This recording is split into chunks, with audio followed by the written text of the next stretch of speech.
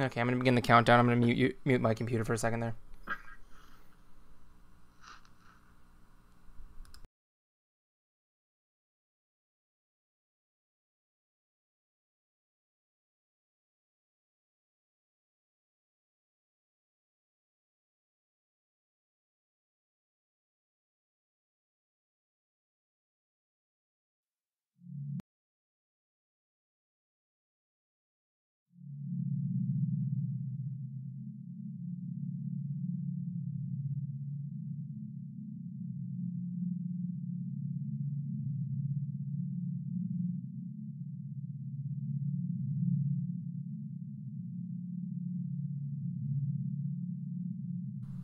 Welcome to this week's Countdown of Worlds. Sorry, I had my microphone muted. We recently finished the second setting for the two movies we'll be watching in the special. We also have collected almost all the lines for the show, with the exception of mine and the live action stuff.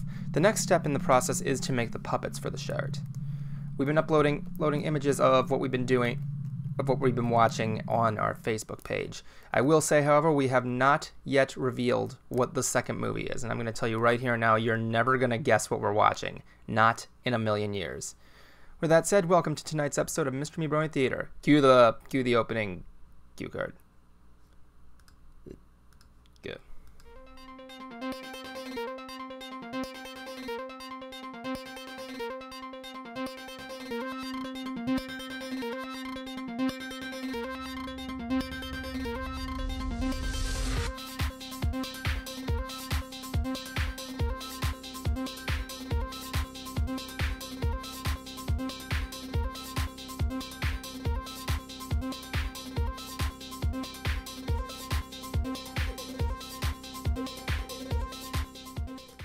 Greetings, ladies and gentlemen, and welcome to tonight's episode of MySTREAMy Brony Theater 4000. My name is Evan, the head honcho, the pretty boy, and I look absolutely gorgeous as usual tonight. I am here again with my usual sidekick and associate, Mr. Justin Sprower, aka the Concert Cruiser. Greetings. So with Hey everyone, welcome. Hi. Yep. So anyway, with a little bit of a big thing tonight, I'm going to tell you I recently got a Skype update that made Skype look all new and everything, including this weird feature where I can call people and it gives me this weird dubstep version of the old stuff. So, as an added bonus, it also gave us a new feature. Check this out. We can now stock split screen style, which means I can get rid of this little face cam here in the corner.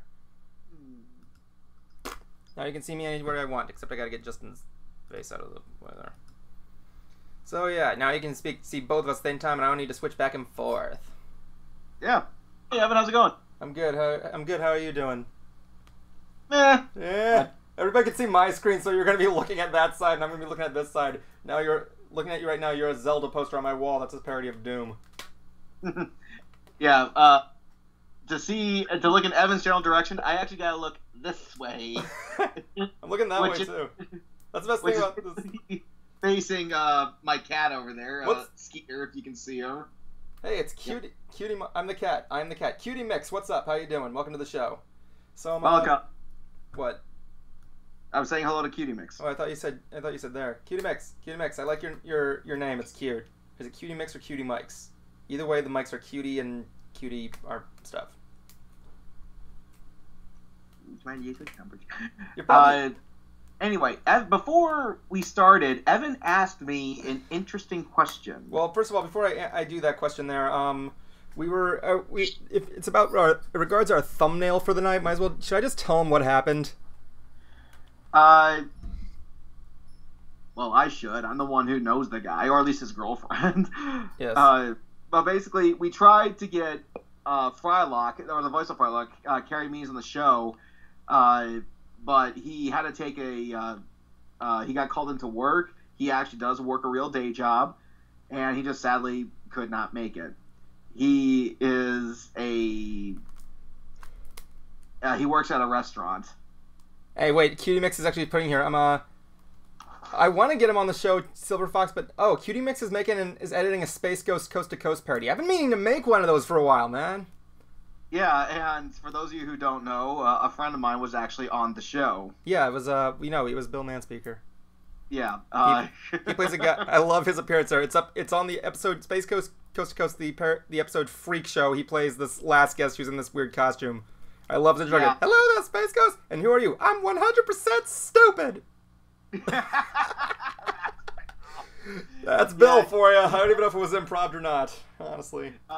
Well, that particular character is called Marshall Stacks. Yeah, and he's supposed to be a really bad Kiss knockoff. I like. And what's funny is that Zorak actually responds to asking Space Ghost asks, "Can anybody please tell me who that was?" And Zorak responds like, "Probably just some weird creature hiding behind some costume for his everyday life." Me personally, when he appeared in that costume with a Fox News anchor, or at least just an anchor who goes by the name of Mark Thompson, and they were talking about the nominees for the various MTV Music Video Awards when they actually gave a shit about music, and he is, again, in the Marshall Stacks costume, in full character, like, yeah, we here with Mark Thompson. We're going to tell you about the MTV Music Video Awards. And they're just reading off, and Mark Thompson, who looks, like $1 million, got a nice suit, speaking very properly. And there's my friend Bill going, yeah, you went to college for this. Okay, so Nathaniel Lockridge, anyway, Cutie Mix, I want to see that Space Ghost parody. I fucking love Space Ghost. I watch him every early morning when I get up before work. But yeah, Nathaniel Lockridge asks, how can you be 100% stupid? You've obviously not heard of Meatwad. Yes. Or Dare to be Stupid by Weird Al. Well, that's not... Well, yeah, I guess that could suffice. My mouth is dry. I just got through drinking 2 Coronas before this. And don't make the same mistakes I did, people. Yeah, don't go to film school. Oh, ain't that the truth? Anyway, Anyway, I was asking Gruser this weird question. If computers had balls, where would they be? And my answer depends on the computer. Oh, you got a clip already, Cutie Mix, Mikes? Well, I can show you some time on Skype if I have it ready for a sneak peek. Yeah, if you want to send me like an unlisted YouTube link, I'd be happy to play it for you because I love some Space Ghost. I would like to make, if you want, I can make a reaction video for you and put it on Evan's vlog. I would love to do that. Because I can imagine making a Space Ghost parody is pretty easy. I mean, they use the same footage over and over, and they just got to do the lip sync. And I believe the voice of him, George Lowe, lives in Tampa. Does he really? That's what FRYLOCKS' girlfriend told me. Oh, sweet, man. I would love to get him for there. I've been trying to do a Space Ghost pony parody for a while before... What's that guy's name? Toucan Studio? Whatever his name is. Toucan Studio? What? I don't know. There's this guy who makes this thing where so-and-so meets MLP. Like, he has one for Batman, one for, everything. It's like there. I wanted to do one for Space Ghost where Space Ghost is annoyed is trying to make a comeback and he gets annoyed by all these ponies. I was gonna do the voice of Zorak, but I couldn't really do the voice too well. But I can do Space Ghost voice as well. And I don't even want to get started with me attempting to do Moltar's voice. And I'll just face it, I'm never gonna live up to what C. Martin Croker could do. And may you rest in peace, good sir. Yeah. In fact, if any of you actually saw the new Hoof Rock, there was a very good reference in the beginning. If you actually caught it, pat yourself on the back. If you did not, Evan, care to explain? I'm running a time at there's to Cutie Mix.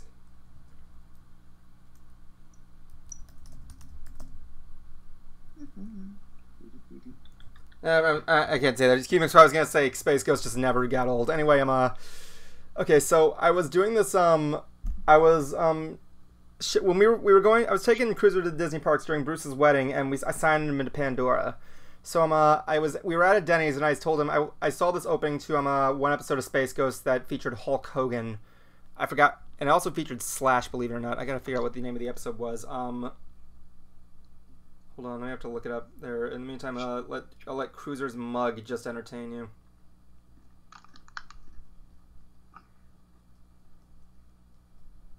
Funny, I actually found a Space Ghost like thumbnail there. It shows Hulk Hogan flexing over. Oh yeah, it's episode 17, Sleeper, and they're opening up with Zorak, Wreck Moltar, and Space Ghost at this coffee table. And I said, I want me, you, and Brony to do a parody of that.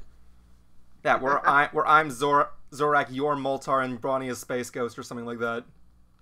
And so yeah, I decided to do a parodied opening for the next episode of Hoof Rock, where I took a clip from Space Ghost with the opening sequence of it trying to connect to the video. And the way we're seated is actually similar to Space Ghost. I'm sort of. I'm in Moltar's position. Pardon me. Foxy Silver, you're really getting all into it. I see that. I didn't even know you were in Tampa.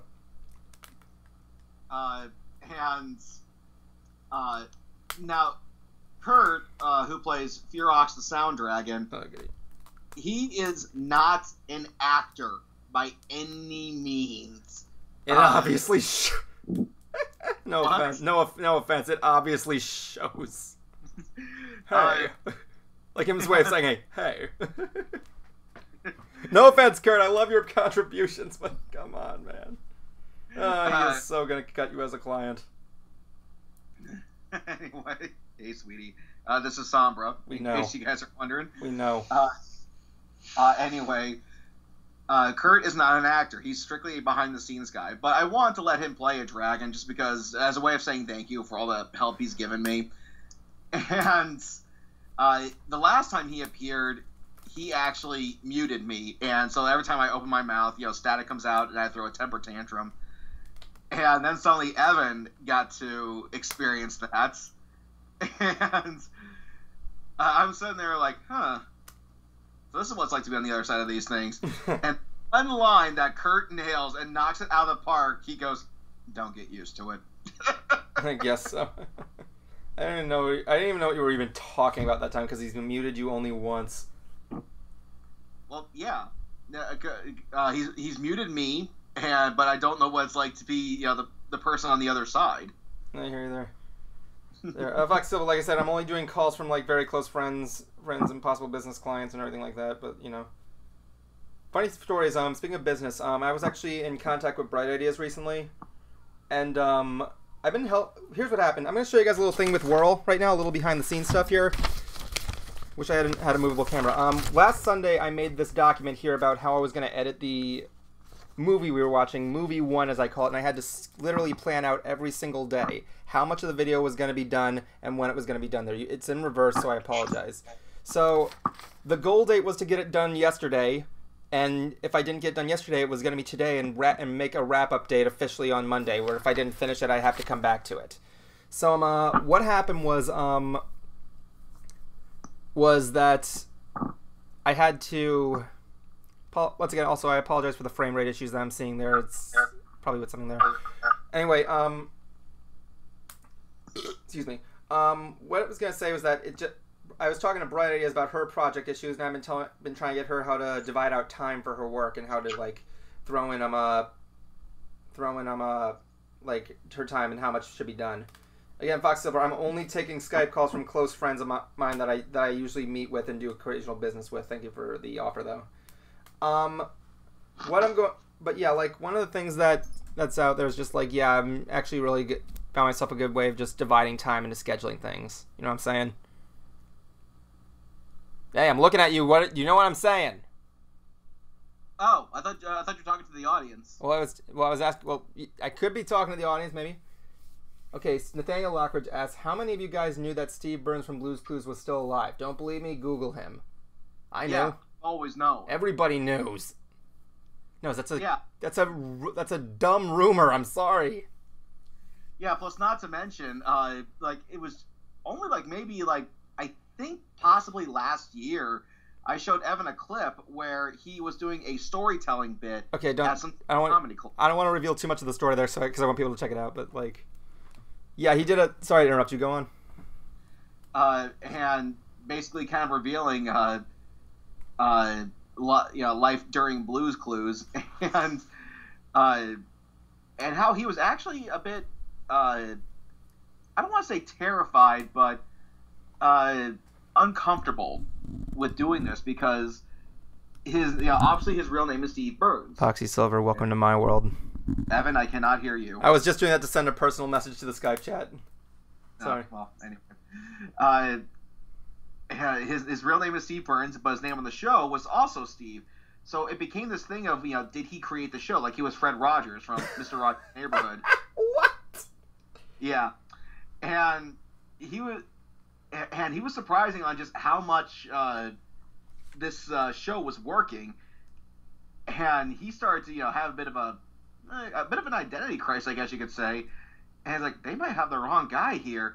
But then suddenly, I think it was People magazine named them one of their most eligible bachelors. What?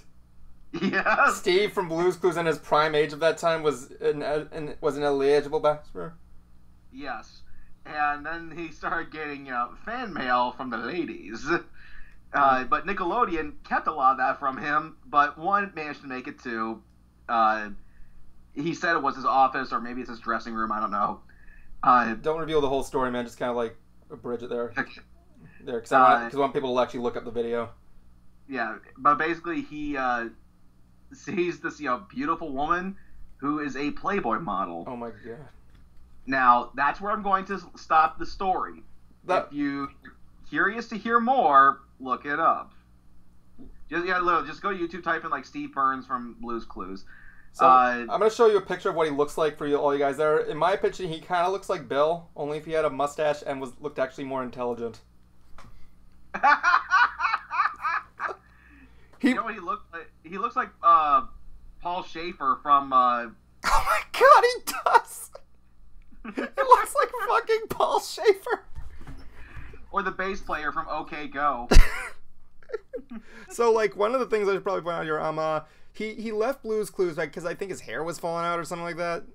Yeah, he just said he was getting older and he refuses to lose his hair on TV. So I looked up a documentary on Blue's Clues, and apparently when they found Joe, they he actually thought it was a show about a dog that likes to sing the blues or something like that. Yeah. And supposedly there's a long lost tape of Steve and Joe doing an entire episode of Blue's Clues, except the entire show they're doing a parody, like an imitation of Christopher Walken the entire time. It's like a lost tape. My only thoughts are they're just going there, of them just going there, we are looking for Blue's Clues. We are looking for Blue's Clues. I wonder where they are. And speaking of Blue's Clues, one thing that I tend to do to my friends who are also bronies is that if we're ever like watching a show or they're watching an episode they haven't seen before. Oh yeah, this is stupid.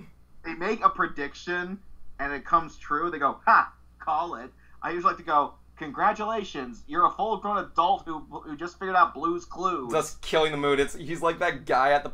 No offense, you're like that guy at the party saying, I just won the lottery. Good lottery because I figured out the right trivia question. And you're like, yeah, but 9/11 still happened. That's what you are. That's what you fucking are.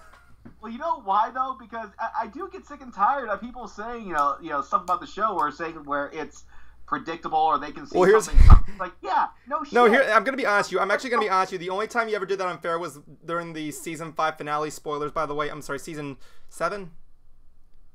I was setting you up for that crude joke where Twilight says, I don't think you should revive the Pillar Men. It'll bring about the apocalypse. And I show him a picture of the Pillar Men from JoJo, and I actually didn't even know I predicted what was gonna happen. And you thought I was like I was being a smartass, but I actually was serious when I didn't know what was gonna happen. Foxy Silver asked if I can make a Final Destination parody. I don't know. I don't think I can. I tried doing one time, but it was a massive failure. I have this old home movie of me making one out of Legos. Never get. But the reason why I do that is because I get sick and tired when Brony say, ha, called it, or they think, they bitch about the show being too predictable or kiddish. I'm like, guys, we're full-grown adults watching a kid show. We can see this coming from a mile away. A kid might not. I don't know. I mean, like, Michael Bay just got the rights to Dora the Explorer. I mean, like, I could probably just negate that. I am just waiting to see that. First of all, I am waiting. College Humor did a live-action Dora the Explorer movie only because by user demand, because they made a stupid trailer. Now, Gilbert Gottfried's was one option for Steve's replacement. We are looking for Blue's Clues. Like, and so we pull out our handy-dandy notebook. Our handy-dandy notebook. Yeah, because kids are going to really learn from Gilbert Gottfried's annoying high-toned shouting voice and his squinty eyes. One children's show I was actually revisiting recently was an old show I used to watch. We grew up watching Thomas the Tank Engine, whether it was the George Carlin narrative or the Ringo Starr narrative. I actually grew up listening to Ringo Starr telling the stories of Thomas the Tank Engine. You know what I'm talking about, right? I never watched Thomas the Tank Engine. You never watched Thomas the Tank Engine? It's pretty good. It was a pretty cool show, especially when you look back at it. It's like its practicalities and everything there. Well, anyway, continue. I came across an old show that actually featured Thomas the Tank Engine. It was called Shining Time Station. It was just a story about this girl who acquires an old abandoned railroad station, and Ringo Starr plays Mr. Conductor, this little small dude. Originally portrayed, I think he was portrayed by like George Carlin at one point. He was also portrayed by Alex Baldwin at one point during the movie. Yeah, with Mara Wilson. Yeah, so Shining Time Station was a very good show in my opinion. I look back at it, it's really nostalgic. If you haven't seen it, check it out. It's just like Thomas the Tank Engine bits are like thrown in there because the stories are so short, but they gave it like a big narrative. Actually, Dorkly recently did a thing of the top 5 darkest moments from that show, and it's actually pretty huge. One of which is the story of Henry in the tunnel. If you know that episode, you know what I'm talking about. How it ends. I'm talking about part 1, where they like where Henry refuses to leave the tunnel because he's afraid it'll ruin his coat of paint. So Mr. Sir Topham Hatt, who's like the guy who controls the railways, he's like this little fat dude with like a top hat. He's saying, "Fine, you're not leaving the tunnel. We're not gonna leave the tunnel. Your coals are born out, so you're not gonna be able to move. So we're gonna seal you in this tunnel for the rest of your life." So that's what they do. They literally brick up the front of the tunnel and take away the railways, and he's just left there, and that's how the episode ends. Simply cask of Amontillado right there. I mean, there's a follow-up episode where they let him out because he decides to help out this one dude, but you know. It ends with Ringo Starr saying, "I think Henry learned his lesson, don't you?" I can't hear a word you're saying, man. You just got muted. Your audio's gone. Can't hear you. Restart Skype. Wait, now I have to do this. Great, now I got to deal with this now because things are going absolutely great in my day and age. Yeah, Gilbert Gottfried as Steve would be probably a good choice. I used to take Thomas toys and make him make. How do you do that? I used to have the wooden train set. I'm gonna try calling again.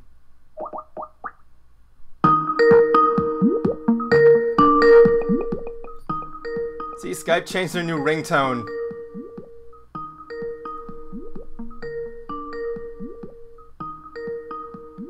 Can I stop smelling? Stop smelling flowers! Sorry, there's like people sleeping in the other room, so I don't want to. I know, it's a really cool new Skype thing. I had to shout.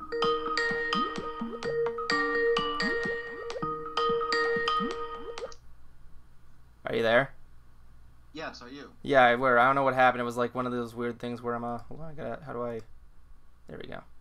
Okay, are we still live? Yeah, we're still live. It was just that. So Nathaniel said he used to Nathaniel said he used to take his Thomas the Tank Engine figures and make Megazords out of them. Just like that one Super Sentai where things are okay. Your video's lagging behind, so I'm just gonna have to go with that one. Raise your hand in the air. Okay, now you're back on sync. That's cool. Sweet. Anyway, continue. So yeah, I actually still have my Thomas the Tank Engine playset, believe it or not. It's actually in my attic. It's a family heirloom right now, with the wooden tracks and the magnetic cars. It's still in my attic right now. I plan to give that to my future son. Granted, I ever get an apartment with me and my girlfriend, I actually live with her for a year and then propose. Let that be that's an Evan life lesson number 1 here. Life lessons from Evan. Never propose to a girl until you've lived with them for about a year. I learned that lesson from Billy Joel's Italian Restaurant. Really good song. Look it up. Nice. You ever heard that song? I don't think I have. It's a good song. I mean, you don't have a problem with Billy Joel, do you? Nah, not at all.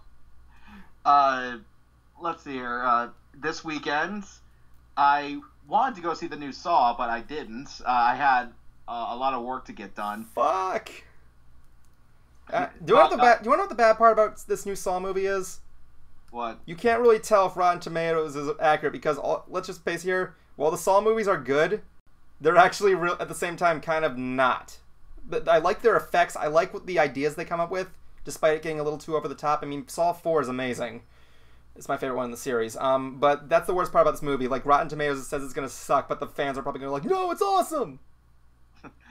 Hopefully I can next weekend. But the reason why I couldn't make it out to is that I have been finishing up the part 2 of my ConStars interviews at that was from BronyCon. I have been meaning to learn editing on my own, at least in terms of making a video, not animated. He's in his Windows Movie Maker stage. In this case, it's iMovie though. Oh, it's a good beginner's editing software. Yeah, and the only difference is you won't be pulling the hairs out of your scalp because you're not using Windows Movie Maker. Yay! That's a little editor's joke. You can take it home. But anyway, but I was having some trouble because apparently so much space was being taken up on my computer by documents, and I deleted a bunch and nothing happened. And apparently, there was something in my iMovie library that was taking up 30 gigs of space, and I couldn't figure it out. I had to get my friend Kurt to help me, and somehow I kept saving projects onto the same file. So he helped me with that. I was able to free up some space and able to finish the interview for part 2. And that one, I was actually a bit more. I was more prepared because the first video is only about 6 minutes long, and I had trouble finding where the press room was. And by the time I got there and was everything set up, I didn't. We had maybe about 20 minutes left. Not bad. But the other thing that confused me was I didn't really know the etiquette of doing interviews like these because there was me and maybe 8 or 9 other people in the room. Everybody asking questions. Okay, so go on. What? I'm answering a question from Foxy Silver, but you can just go on with your story there. Okay. Anyway, and I wasn't quite sure if you could use other people's questions in your video, and so I just didn't do that. Yeah, you don't do that. That's kind of defeats the purpose of your interview. Or at least that's also considered stealing. Or at least don't the way how Kurt phrased it to me was, if you leave in their voice, then that's fine. If you dub it over with your own, and then you get the reaction from the interviewee, then yeah, that's considered bad. So now keep in mind, I didn't know that until afterwards. And the way how I filmed at least day 1 was when it was my turn. I start up the camera, start the mic, ask, and then when it was over, just turn off. Then move it to the next person, go so on and so forth. And that was the end of day 1. When day 2 came around, I was way more prepared. Day 1, if you're wondering, was Vincent Tong, Flash, Kyle Rideout, Thorax, and Kelly Sheridan, Starlight Glimmer. Very nice woman, by the way. What's that? Really want to meet her again. She was a very nice woman. Yeah, and for those of you who have actually been around for a while, I mentioned that I was pen pals with Tony Sampson, who was Eddie on Ed, Edd and Eddy, okay, but he was also the voice of Teddy in My Little Pony Tales. Yeah, Teddy was Eddie. Yeah, and Kelly was the voice of Melody in My Little Pony Tales. So when I told her that I was pen pals with her, she goes, "Oh yeah, how is he?" And she said that she was telling me how they were all kids back then. They were 13 years old. Yeah, she told me that when I was talking to her in the media room. Yeah, well, she's like, "This is so cool! I don't have to go to school today." And she also revealed that the one song on there that Evan and I actually don't mind, "We'll Make Sweet Music," yeah, sweet she music. Did not sing. Yeah, of course she didn't sing. I actually asked that question on Twitter. I forgot who it was though. Willow something. Willow, the daughter of Will Smith. No. She swing her hair back and forth even back then. with that hair back and forth. So 9 years then old. slowly, day 2 came around, and this time it's with Gabe Brown, Black Griffin, Michelle Krieber, Apple Bloom, Kathy Westluck, Spike, and Daniel Ingram, the composer. My Uber was on time. I got there, got everything set up. We started, and I asked the very first question to Daniel, and as soon as he gets done answering, everybody like no one says anything. I'm like, am I the only one who came prepared? The people from the show get a good laugh out of that.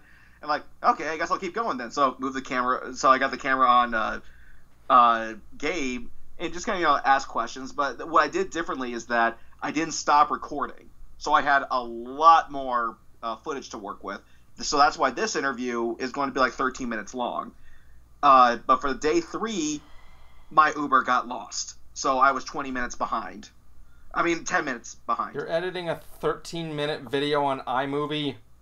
No, that's what it came down to after all the editing. I was about to say, if you were intending to successfully make a 13-minute iMovie video, I was going to say you're out of your fucking mind.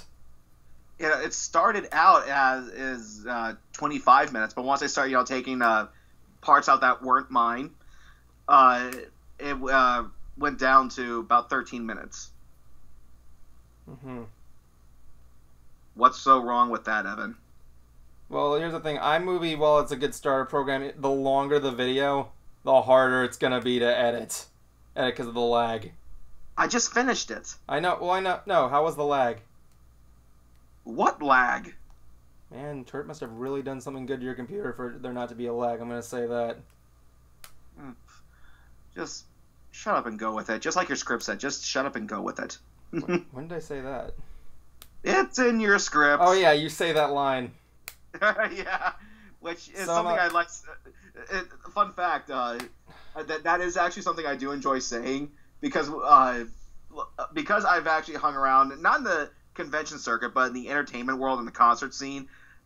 Sometimes my friends will go like, dude, how do you get this VIP shit? How do you get this treatment? I go, I don't know, just shut up and go with it. So anyway, we're looking at Fox Silver. He was referring to how his favorite Final Destination death was the bus from the first movie. And I was the one you could just drop fucking dead and she gets hit by the bus. Yep. But I've told you this before. If I apologize if I bring this up in the stream a lot.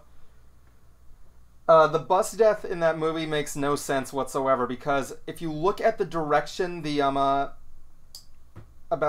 direction where the bus is coming from in that movie, you can clearly see the road is sealed off, so the bus shouldn't be able to speed in that direction.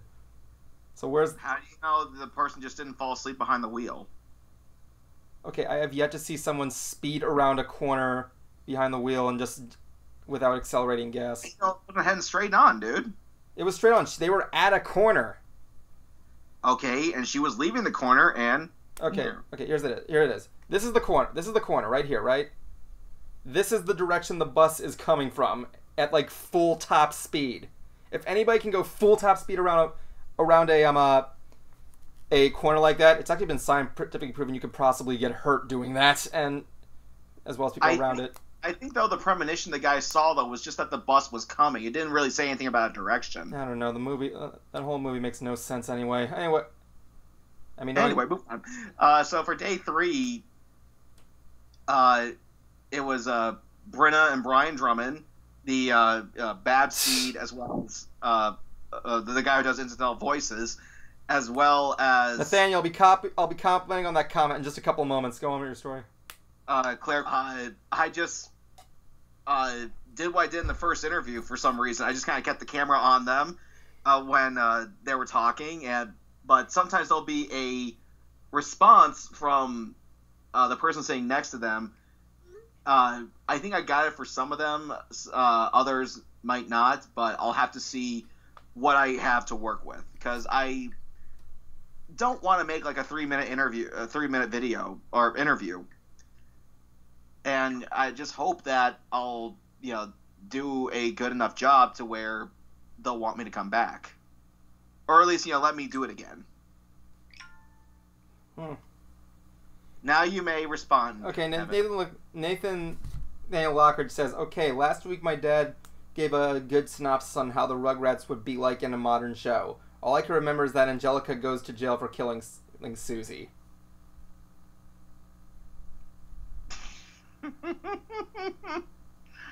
It makes no sense because they actually made a well, I wouldn't say it would be what do you mean by modern show? Like you're not talking live action, right? Because I do not want to see that happen.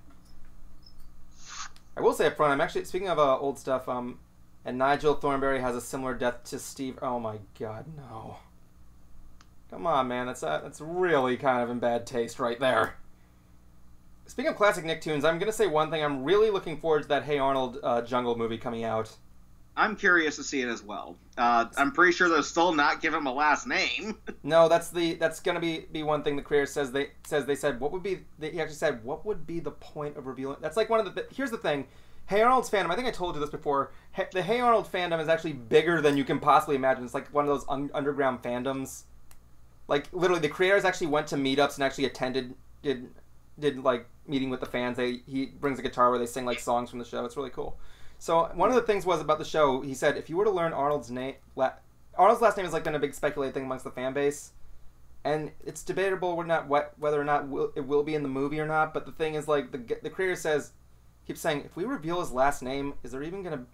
Would you even be satisfied to watch anymore? Yes. I don't care. I thought you weren't even a fan of that show. No, it was Doug that I didn't like. I didn't have a problem with it. But here's why I would watch it regardless if I knew his last name or not.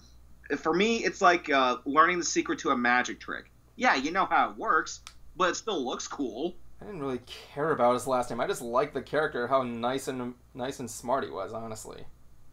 And when he wasn't smart, he was learning from his mistakes, you know? A person Evan wishes he was. Yeah, for the most part. But even though I couldn't go see the new Saw, there is something I did pick up, though. What did you pick up? Adam West's last movie. Bat versus Two-Face. I know it looks reversed there to you guys, but it's got William Shatner as Two-Face, so that's pretty cool. Heads you win, tails you die. He went from ponies to Two-Face. Oh my God. He went from Star Trek to Two-Face. Okay, so Nathaniel Lockhart says he meant a modern show as in like a reboot. So I would imagine if it was a modern show, Rugrats would probably be CG. I can imagine Angelica growing up to be Hillary Clinton. It's a nostalgia critic joke. Yes, and I agree with him. I don't know. I never thought Angelica would be more political. I thought she'd be more like just taking over the company that her mother ran. Oh, I remember when you told me Big Bob's Beepers as a business today would not work. He'd just be bankrupt. Even though I can imagine he'd probably upgrade to cell phones. I mean, he did sell cell phones. It is confirmed in the show he did also do cell phones. But it was like one of those old time flip phones. Yeah, and like wasn't Angelica Helga's mom an alcoholic? Well, that was the thing. Like she was an alcoholic. There was actually believe it or not, you may already know this or not, but there was supposed to be a spin-off show for the for Helga called The Patakis, where it actually explored more of her life with an overbearing father, an alcoholic mother, and like an overachieving sister. And it was canceled, but I thought that would be cool. I would love to see Helga go through a troubled life and how she deals with stuff. She's like one of the more like interesting characters because that explains why she's so mean. She's just like in a bad household. Foxy Silver says, "Can I make a reference to Saw in the next episode?" I wish I could have done that, but the script's done, and I already made a Saw video. You did? Yeah. If you look deep on my YouTube channel, I made a parody. It was the first short film I ever did, where I do a parody of Saw, and it's not too good because it was like, give me a break. It was my first. I was in high school. It was my first short film, and it wasn't really that good. Well. I discussed a couple ideas with Brony to make a short film that's not pony related, and I don't want to reveal them here just because I don't want to risk it. You tell the story. I'll be right back. But one of them is horror related, One of them is more family oriented. The other is, I guess you could say, a bit of nostalgia. But like I said, I do not want to reveal anything. I don't. I know there's only 5 people watching this. No offense to you guys. We really appreciate it. But I don't want to reveal what these are or what they're about. But Brony is very interested in them. But one of them, the one that's based on more nostalgia, or is the subject of nostalgia, we'll say, is going to be at least a short, and then after the short, it's going to be a web series. And what's with the phone? I actually got this at a garage sale. This is actually a prop that was used in Mystery Brony Theater one time. You used a real prop in a cartoon. What was fake? It's broken. Yeah, it's a prop. It was not. Yeah, in the live action version of Finster, when he's trying to call a replacement for Nana, he has this thing here. This is Finster's real phone. I actually found 2 of my old cell phones recently. I think this was the second cell phone I ever got right here. It was one of those old things where the keyboard's in there. Ah, those things. When this was first introduced, and it was still pretty convenient. I don't even know if I can turn it on still, Pantech. And I actually found my first cell phone. What I'm going to show you, what I'm about to show you is going to be beyond words. It was a singular Go phone, and when you see this phone, you're going to go like, oh my god, are you serious? Or at least you're probably going to have a nostalgic memory there, so you might want to move the cat mustache out of the way and take a look at this. This was my old cell phone in middle school and early years of high school. Okay. What? Yeah, it's about the size of a mint box. I've never seen that before. This was an old Go phone I had. It still has the singular logo on there in the middle. Higgins would be loving this stuff, but yeah, this was an old mint box phone. I remember there was a phone. I think it was by Nokia, called the N-Gage, but it was shaped like a taco. Yeah, and you literally hold up this taco thing to your ear. I'm probably going to use this in World. This is the phone that Finster uses to contact Equestria. His little phone. Thanks for joining us tonight, Foxy Silver. Nokia was actually trying to sell their phone as kind of the next gaming console, but if you want to change the game, your microphone's getting a little stuffy there. Is your cat on your microphone or something? Am I climbing? Yeah, is that better? Yeah, there you go. Okay, yeah. Nokia was trying to sell this thing as if it was another gaming console. They actually made cartridges for it. They're about that big. Oh yeah. It was a Japan exclusive, wasn't it? No, it was released here in the States. But to change the game, you actually had to remove the battery cartridge. Oh, that sucks. I wonder if I can still turn this on. Let me see if it'll work. Nope, I need to charge this one actually.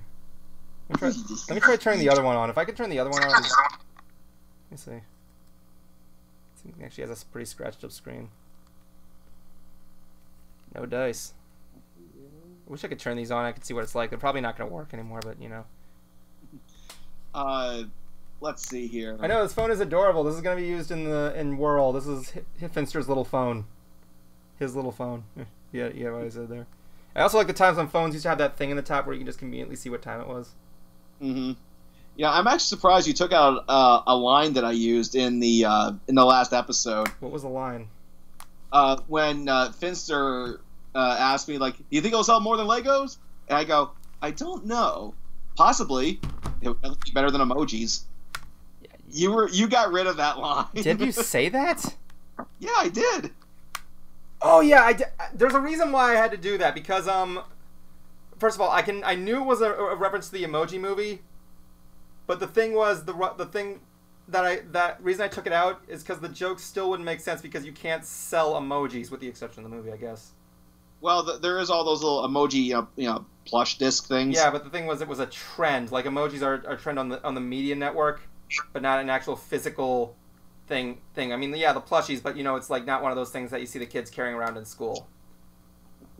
But I got what you were saying. That was the thing. I think it was an improv line, wasn't it? Yeah. It wasn't part of the original script, but I thought it was, funny anyway. Yeah, I didn't want to do the Emoji movie parody in there because I thought, you know what, the whole thing is about watching videos. If we were to go up there and say, well, that was better than watching the Emoji movie, then there you go. There will be an Emoji Movie reference in the next episode in Whirl. Let's see. Aside from Batman vs. Two-Face, there was another thing I got. A fractured butthole. I know. Best title ever. I don't know. Ninja Baseball Batman is kind of still in that loop. That's just 3 random words. Your microphone's thick again. There we go. Will you get your cat off your microphone? Kitty, get off his microphone. Like this? Get off the microphone, Sombra. It's not your show.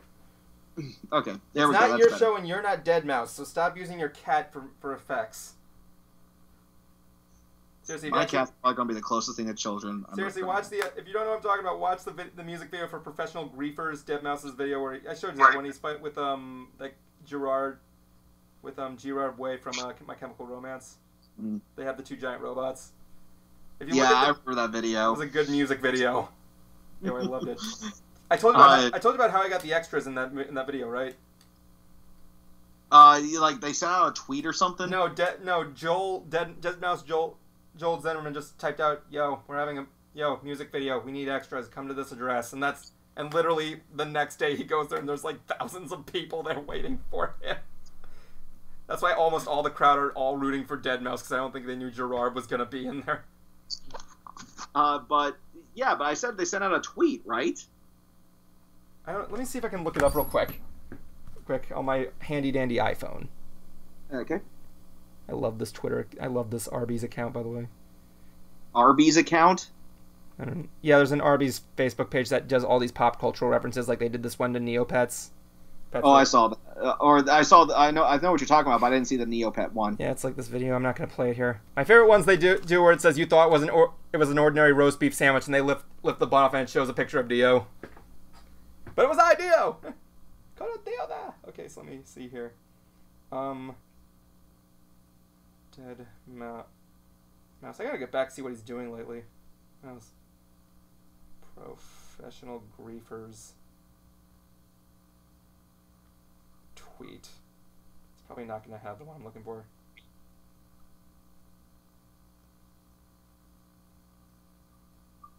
It might have been a tweet. I don't even know if I can find it.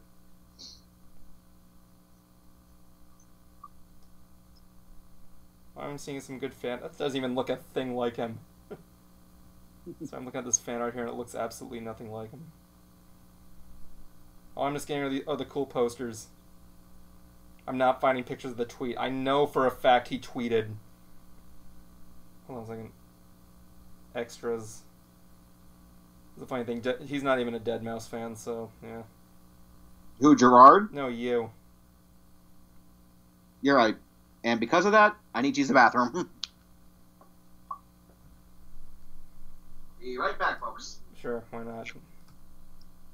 Well, it's just you and me in the room now. So, feel free to ask me stuff.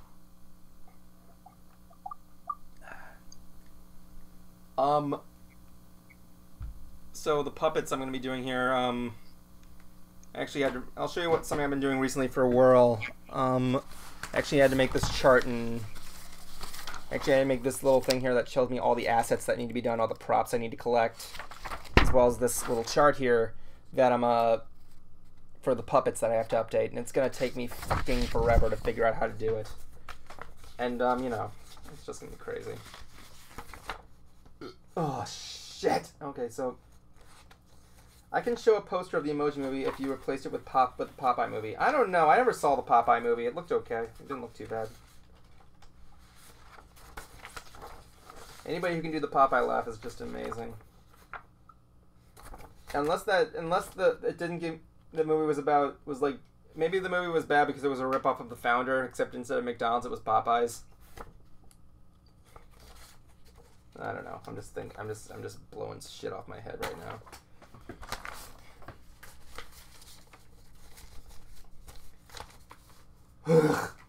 I have to figure out. I know the I want to find this tweet. But yeah, I got into Deadmau5 when I was in college. like I was just bored one day and wanted something new because I was just listening to Ozzy Osbourne at the time. So, yeah, I was in that phase where I wanted something new, so I decided to just look up. I'll just check out this deadmau5 dude. And I thought his name was deadmau5 because if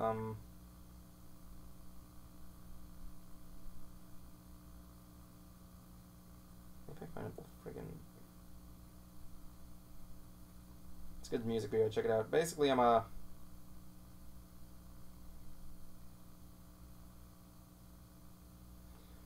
Basically, I just wanted to explore a new world of music, so I had gotten into FRYLOCKS and deadmau5 and some Daft Punk, you know, the usual stuff that a stereotypical person that would be into music was done, you know.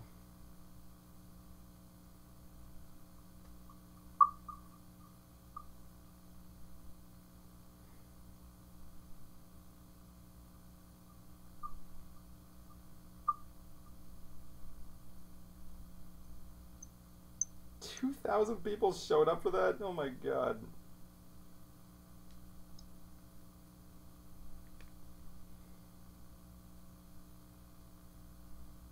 God, I love that guy. I'm strong to the finish because I eats me spinach. I'm Popeye the Sailor Man. That's like my nerdy Popeye voice. I'm Popeye the Sailor Man.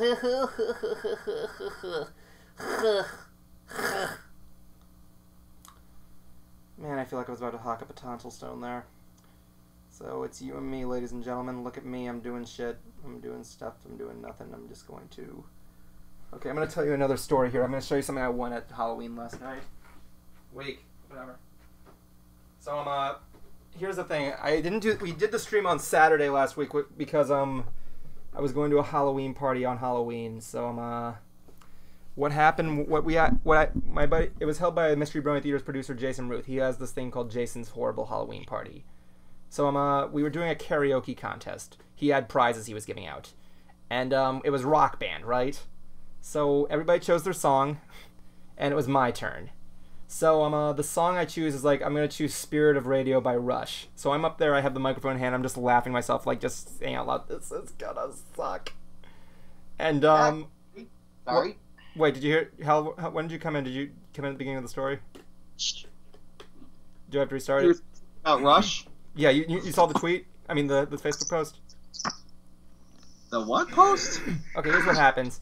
Last Tuesday, I went to a Halloween party at Jason Ruth's place. He was the producer of Mystery Brony Theater, and we were having a karaoke contest. 'Cause he had actual prizes. It was just a small amount of people, like 5 people were there at the time. But what happened was we played Rock Band. We were having a karaoke contest, and if you know when you do Rock Band, it shows your percentage at the end and whatever. And one of the songs that everybody chose their song, and that was my turn. And I'm like, I don't know, I'll just choose something. He let me buy a song, so I chose "Spirit of Radio" by Rush, one of my favorite Rush songs. And I got there with the microphone, and I'm like laughing to myself, like going like, this is gonna suck. And I'm like, so I go there and I go through the entire song, and the results come up, and then it's a perfect 100%. Now let's see you do it again. I'm not gonna sing "Spirit of Radio" from Rush right now, especially when my parents are asleep. No, not right now. Just at some point down the road. No, I consider that dumb luck. Either way, I won a Harley Quinn glow-in-the-dark pop vinyl. Really? Yeah. He actually buys prizes for these things? Yeah. Jason's a man. He collects all of these. He has like hundreds of these things. I have like 2. If you look at the episode, we did a MySTREAMy Brony Theater episode where I was at his house, and you can actually see his vast tower of pop vinyls.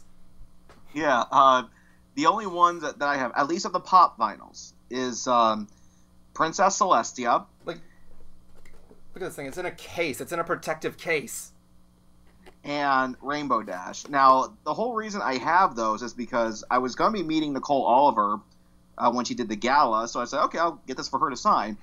And I got Rainbow Dash because I'm a subscriber to MLP Box, and that came in one of our boxes. I got a scratch.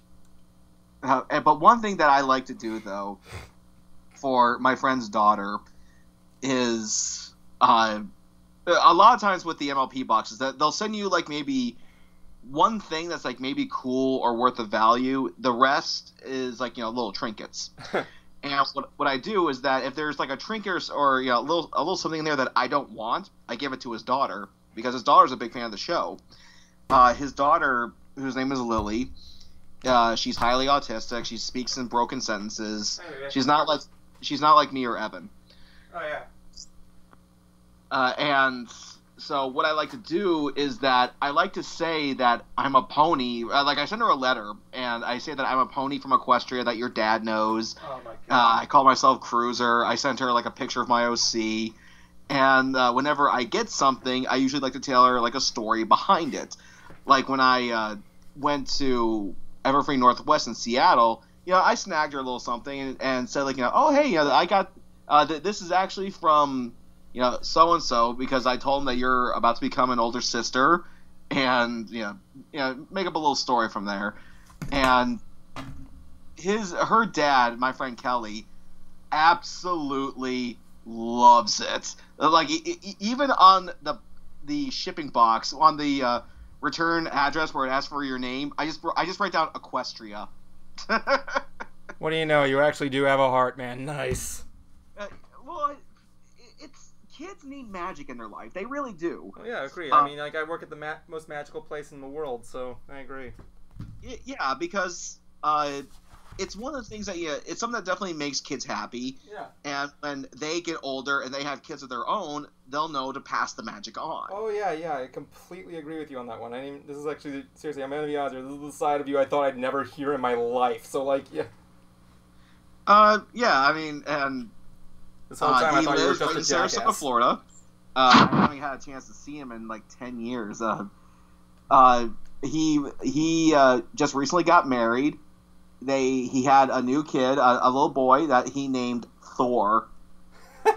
Nice. That's when you know your parents love you, when they name you after a superhero. When they name you Thor. That's when you know your parents love you, when they name you after a superhero. My dad was telling me the story about Chris Hemsworth, about how he got the role for Thor. How's that? Okay, he moved to California, and he was just to become an actor. So he was walking around California. This might be false, but this is basically the story that he was told in a comedy act one time.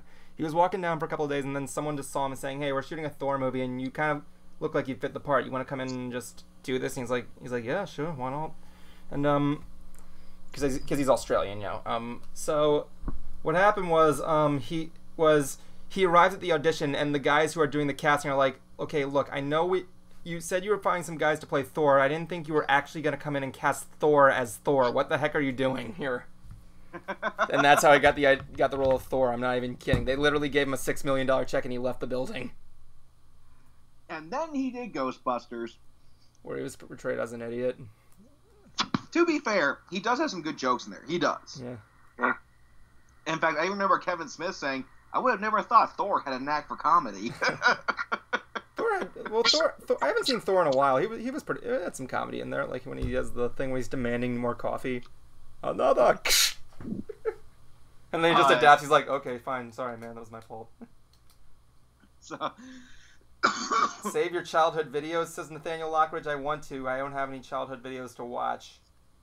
I used to have baby videos, but apparently, they got lost.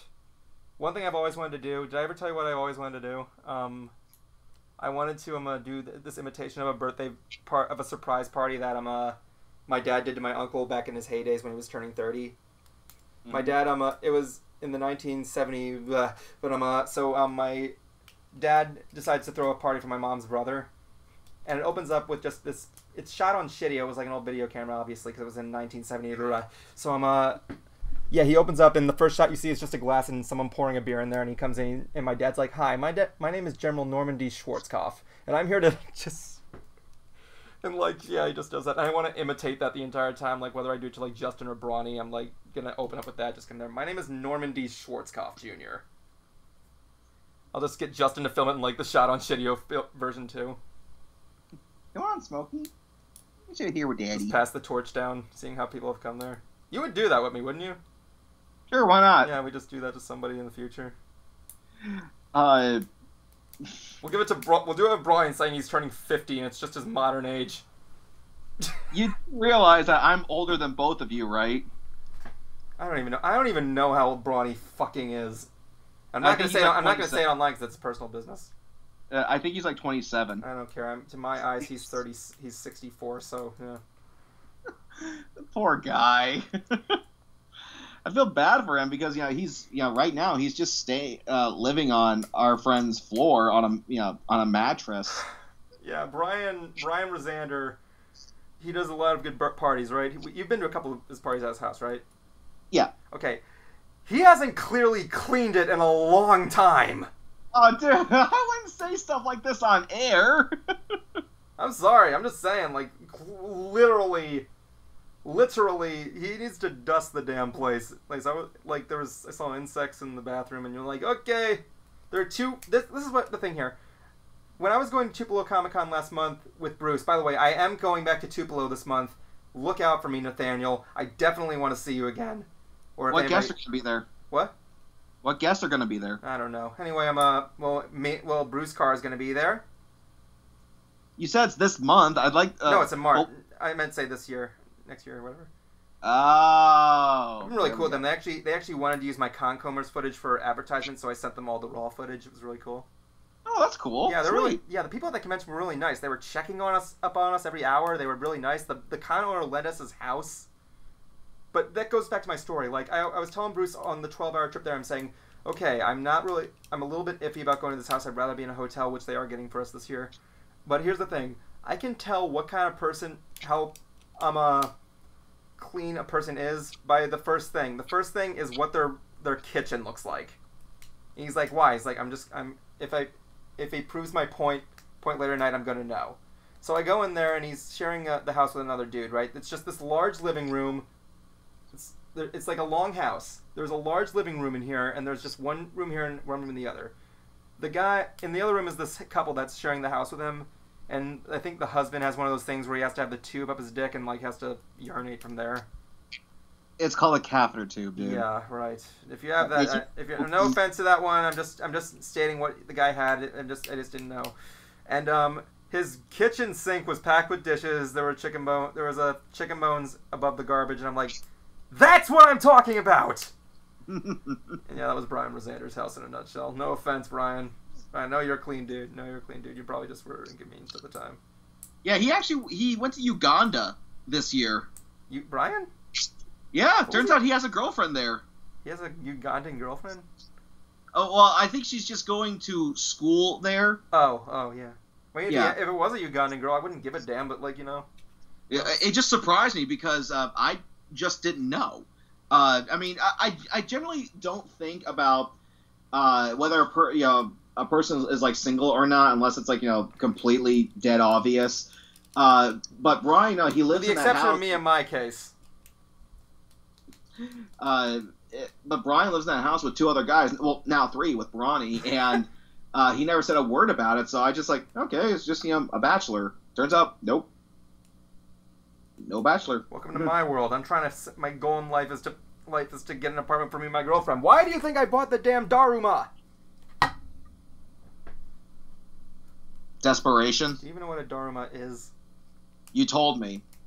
Okay, I'm just gonna fill it in for the audience anyway. Okay, this is a Japanese thing called the Dharma. It's used to help create goals. You notice there has one eye pupil that you fill in. As you fill in the eye pupil, you promise the Dharma to give him full sight if he helps you achieve a goal. So you look at the Dharma every day, and it helps you remind you of what your goal is in life. In case I forgot mine, I taped it to its butt. So yeah, this is taped to the butt while the Dharma is making this funny face. You're like, oh, like it's been violated. But no, I look at this thing every day and it helps me remember my achievements. And when I achieve it, you fill in the other eye to prove that your wish was granted. And my goal is to see if I can make my way to fight the ultimate goal of getting a place with my girlfriend. It'll probably happen soon, hopefully. I miss her very much because she needs me right now. It's going to happen when you turn 29. Maybe. I'm not kidding. She needs me right now, so, yeah. All jokes aside, people, I did get a chance to finally meet his girlfriend. She is a very nice woman. She's very shy. However, she was surprised to know just how many bands I've seen in concert.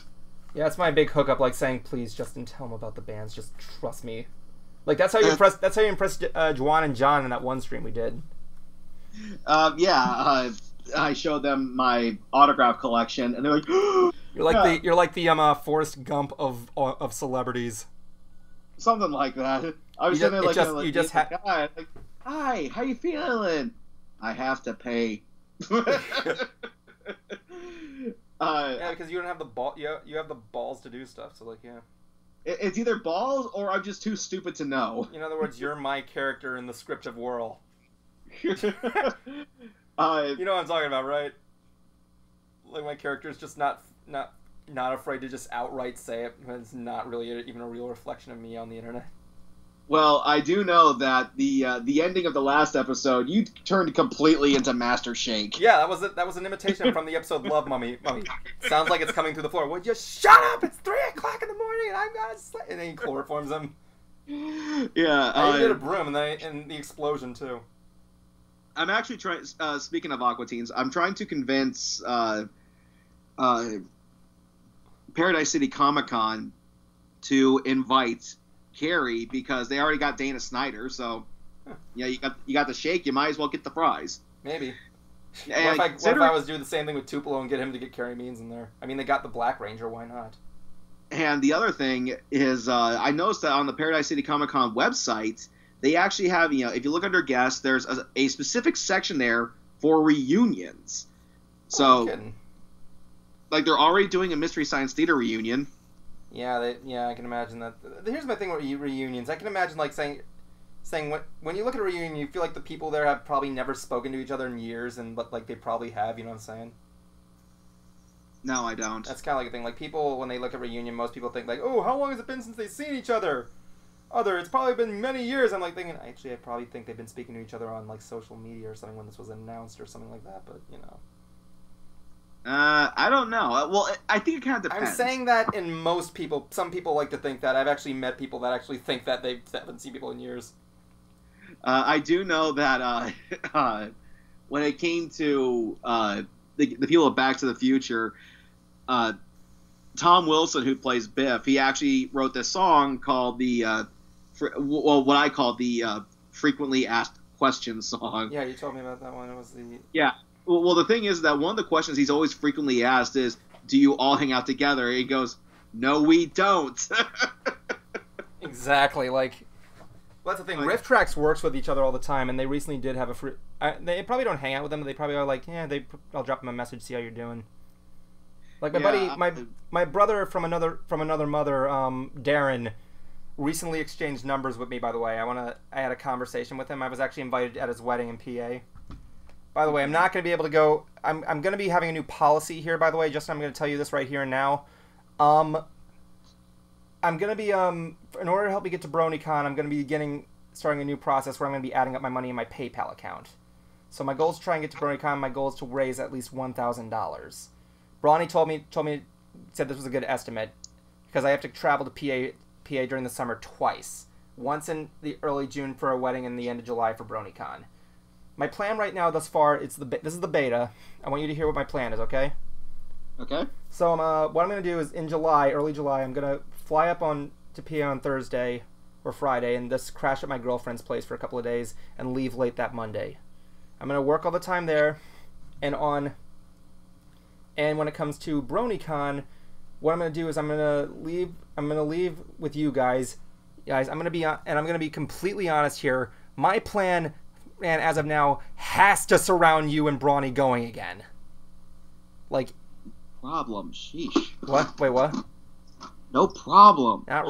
Well, that's actually, it's kind of a problem because for BronyCon, Brony, it took him like 3 years to get there. So, yeah. What is that supposed to mean? It means what it means is that it's probably easier said to save up for BronyCon than it is doing, especially in his case of getting a new house and everything like that. He was in, New York. Well, either way, it's gonna sit there. My other thing is resting on the fact that we get a hotel together. Because how much was your hotel room? That I don't know off the top of my head, nor do I want to reveal it here on air. That's fine. If you want to message it to me, that's fine. Anyway, Wait, it's going to be relying on that for getting there because I cannot afford a plane ticket and in my own hotel room, especially in the harbor of Baltimore, Maryland. So what happened there was that what I'm going to do is I'm going to go there, I'm going to spend the weekend at BronyCon, then I'm going to travel by train to PA to spend some time with my family, then I'm going to take a plane back here. This is still the beta plan. I need to come up with some backup stuff. But yeah, I need to have at least $1,000 for BronyCon. Because I know the trip from here to Baltimore is very, very long. So to do... in order it goes by a lot faster when you have company. Yeah.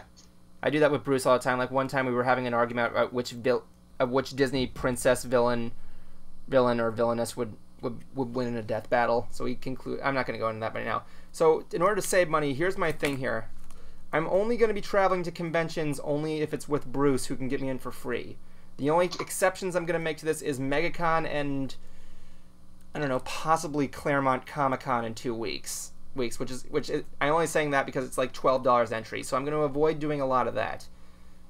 So followed by that, I'm also going to be doing more commission work, hopefully, to get more stuff there, even if it means if I have to cut my discount with Cruiser and Bruce. You son of a bitch. I'm not going to do that to you. I'm not going to be that guy. He is. He's totally that guy. The only way I'd do that for you is if I was in like a huge financial troubling thing here, especially with me. I'm gonna be seeing if I can get a new job too, seeing what I can do with that. And like I said, this is the beta plan right now. I need to save up as much as possible. Well, if I can do this, one thing my dad was recommending, if I can make this thing, I could practice it again, and maybe I can get you and me to go down to Comic-Con one year, maybe. You mean San Diego? Yeah, fuck yeah. We should go to San Diego, man. Then we drive up to the Disney parks and have a good time. I did that once. I could do it again. Hey, Justin, where did you get the Dr. Hooves picture? Ask Nathaniel Lockridge. What do you mean? What Dr. Hooves picture? The Dr. Hooves picture. I think the one that's on your wall. Yeah, I think it's the one there. I think it's got to be that one. From Peter New. Actually, you can if you can email him at merch@peternew.net, and he actually does sell his own autograph. Nice. Mm-hmm. People had there. I want to at least try and go at least once in my life.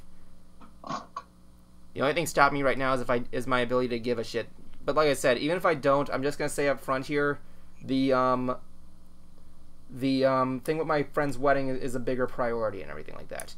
The only other factor that I think that might be able to get in the way is the Grand Brony Gala, because I have to get a hotel with that unless someone's willing to cut me some slack. Well, I haven't heard much about that. They actually put a tweet out there saying I haven't heard much from GBG. Come on, guys, what's going on? Next year, are we gonna tango? I immediately removed the tweet after I realized I said something very inappropriate there. But for those of you who are wondering, we hope to have a meeting within the next month or so. Do what you can do, man. I will say up front, everybody is looking forward to it. Do what you can get what you can get. And like I said, tell her that Mystery Brony Theater is willing to come back. Unless she fucking hates me, so yeah. She doesn't hate me. She still likes me. You sure about that? Yeah. She gave me a hug. Last time we were at Bruce's wedding, she gave me a hug, and she said she missed me so much. I don't buy it. I'm serious. Serious. She actually we took a group picture at the end, and then she gave me a hug and gave me a kiss in the head. Miss Arlene Jacobs. Clean your house. I'm just kidding. Anyway, well, she doesn't like you anymore. What? She doesn't watch my stuff, so why not? So yeah, look, that's probably going to be the only other factor there is Grand Brony Gala, which is going to be at the end of June. I'll see. Hopefully I might be able to come up with something for that. If we're lucky, we're still figuring things out. We're hoping to have, like I said, a meeting soon. Like I said, there, if you want to make the transition, I'm not going to go into the meeting. First of all, don't reveal anything behind the scenes for the gala, just for their sake, whatever. Ever, because it's their personal business, and I don't want you in trouble or anything like that. You know what I'm saying? We already know you left, Evan. Yeah, but like I said, I only left. First of all, here's what happened here. I was part of the media group in the gala. I actually ran it last year. I'm not even going to go into that, but yes, I'm aware. Just please don't remind me of it. But one of the things I was specializing in was publicity. I made most of their publicity videos, as you saw in the old Mystery Brony theater before the hackening. I had to... like that. What? I never heard it. I always say it was the hackening.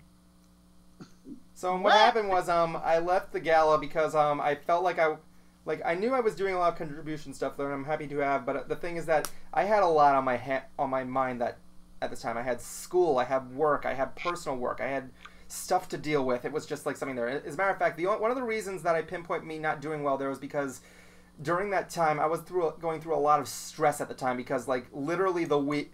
And you remember this, the week before the gala, I was not in the best shape because of what happened with my girlfriend's mom.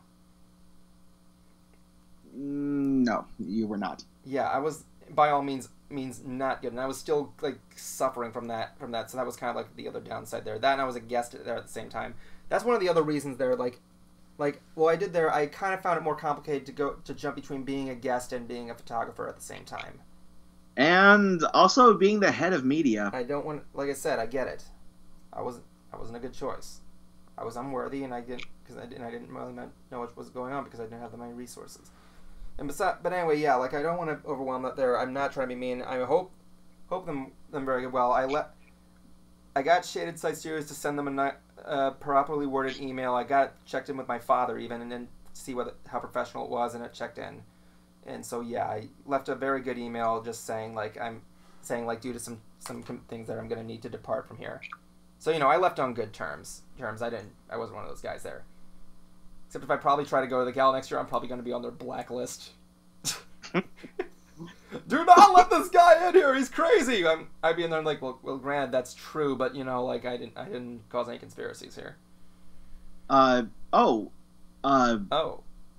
Here's something though that I don't know if we spoke about. How was your Halloween?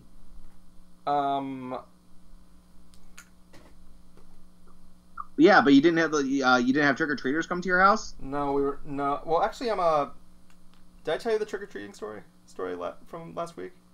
No, you didn't. Okay, so the day was. I'm gonna look this up on my phone. This is actually a very cute story I'm about to tell you. Let me bring up the thing here. Where was it? Okay, so this happened to me on October 24th.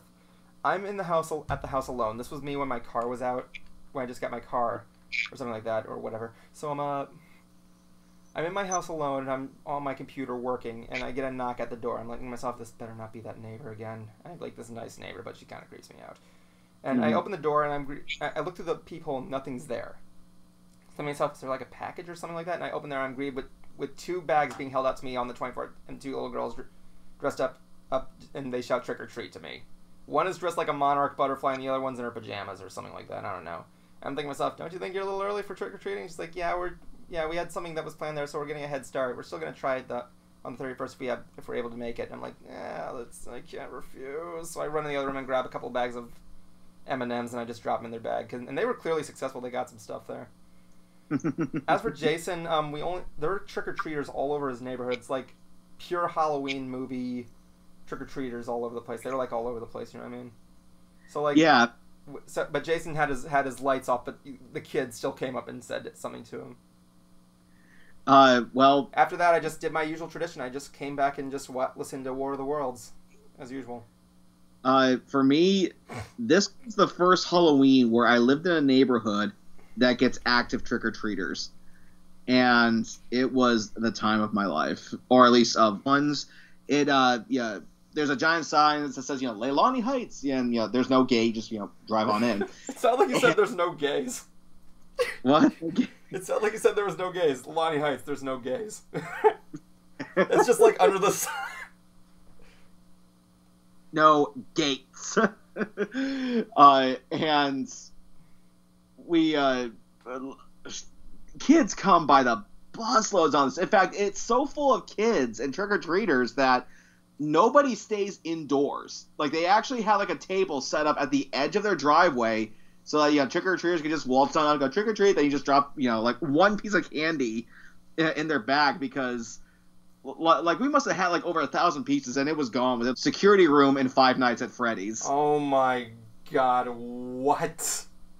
or at least the second one. The second one, because if you recall, in the second game, there's no doors. It's just a giant opening. Yeah, you're just watching. What are you gonna have? Someone in a Fox uniform just come running at them? No, we're going to actually. What we're probably going to do is just have. There's going to be like me sitting behind the desk with like a furry helmet on.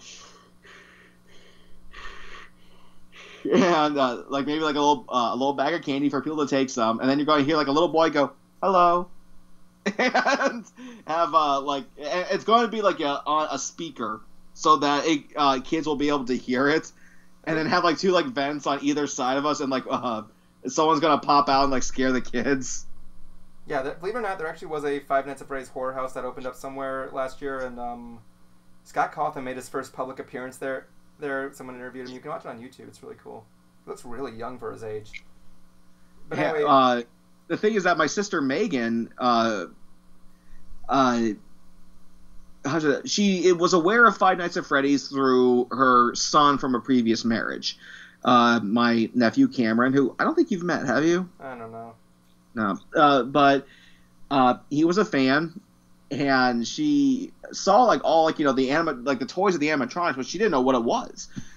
So Cameron explained to her, and then months later she completely forgot all about it. Halloween happens. I tell her this idea, and it's like, oh yeah, just so that she can get an idea of how the game is played. I don't want to make her play the game; she doesn't want to, but she can at least see footage of what it's like. And frankly, Markiplier is the king of Five Nights at Freddy's. So yeah, he made that establishment in the end of when he beat the last one. Yeah, he's like, I am the king of Five Nights at Freddy's. God bless that bastard. Probably like my favorite joke of his that he did for that was from the Sister Sight game, where you're just sitting at your house, you're watching TV, eating popcorn, and it walks like this limpy animatronic, and Markiplier, why ain't that a son of a bitch? I would do the same thing. Honestly, I prefer what's that? I forgot. What's that animatronic's name? Ennard. Honestly, I'm not really that big of a fan of Let's Play videos. I'm not even a big fan of Five Nights at Freddy's anymore. At this point, I'm like thinking to myself, okay, this is starting to get out of hand. I have not played Sister Sight. I don't think I've even played the third or fourth game, but kind of. There's gore in there in the first one. Well, if you play those weird 8-bit Atari games, that's something. Well, there's the game over screen in the first one where you can see your eyeballs falling out of the animatronics. That's the closest thing to gore as you can get. Yeah, that's not much though. Yeah, I mean, the game's really not that popular anymore. My point though, this isn't like a slasher film, and the story it's vague, but just enough. It's like the old saying, less is more. And I just find it so ingenious, and watching Markiplier play it is just entertaining. Anyway, yeah, just go over that. That'd be cool. One other thing, but yeah, I was actually talking to Justin earlier about that whole thing, but he was showing me that Adam ruins everything about War of the Worlds, how it really wasn't that big of a broadcast, despite me already knowing this. Your point? Wait, do you want to know actually what I actually thought of after I did that argument with you? I was actually thinking about remember I told you about Crybaby Lane? No. Okay, so if you guys don't know about this, it's on the internet. In the year, what was it? It was October 27th, 2000. I remember seeing the end of this movie. Nickelodeon aired a movie. It was supposed to be a horror movie. What was the guy's name? It was a movie called Crybaby Lane. It was a horror movie that aired on Nickelodeon. It had, and for some reason, Frank Langella was in the movie for some reason as one of the main stars. If you don't know who he is, then you guys are not into big movies. So and by big movies I mean like adult movies, and by adult movies I don't mean anything pornography. But anyway, it was a movie that I'm not going to go into the plot. It had something about these Siamese twins that these brothers like to hear scary stories, and one of the stories this preacher tells them is about these two Siamese twins that starve to death, and when their funeral goes down, the father saws them in half, and then the good child's buried in the cemetery, or the bad child's being buried in the end of a road called Crybaby Lane. And these guys do a seance and unleash the spirit of the evil child all over the town. It's possessing everybody. It's actually really freaky. So when it aired in 2000, the rumor is at the moment it finished airing, hundreds and hundreds of complaints were made by parents with the themes of it terrifying children. And if you watch the movie, you can actually see why. It's like very nostalgic because it was like a 2000 movie. And so you can kind of see how it would freak you out as a kid back then, because there actually were some disturbing stuff in there. Anyway, I'm considering it's a movie about a kid, and he's trying to stop this evil spirit while the entire town is trying to kill him. In a way, and this is not just adults; it's children as well. So, what happens is after it aired, they never aired it again until like Reddit was invented, and they made this. And they were bringing it up whether or not it was real or not. Whenever they brought it to Nickelodeon, they said it didn't exist, or it was like banned from TV or something like that. So they made this forum called the Search for Crybaby Lane, where they were looking for this movie, right? And in 2012, apparently one fucking person was able to tape it, and he got it online. It even shows the pre-show before it was aired, which was hosted by Melissa Joan Hart in her younger days as Sabrina the Teenage Witch, and it shows her introduction, and then it plays the entire movie commercial-less. And when